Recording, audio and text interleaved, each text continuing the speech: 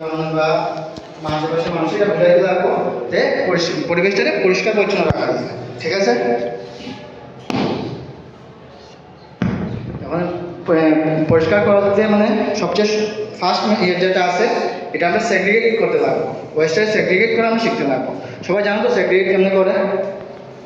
ভিতরে আসো। Primarily segregate দুই ধরনের বর্জনে আমরা করি। একটা হচ্ছে ড্রাই ওয়েস্ট, একটা হচ্ছে গিয়া ওয়েট ওয়েস্ট।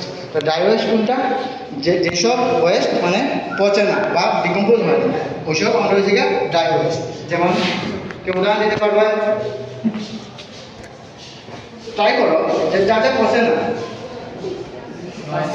প্লাস্টিক, পেপার, এইসব জিনিস যেসব পচে না, যেসব পচে যায় ওইসব হয়েছে কি আমরা ওয়েট ওয়েস্ট। কেউ এক্সাম্পল দিতে পারবে?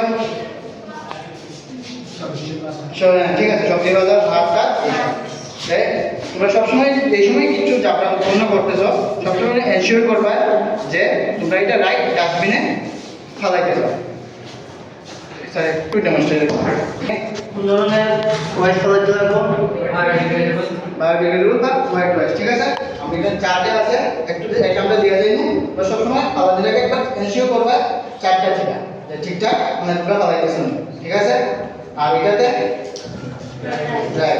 এটা মনে থাকতে পারবো।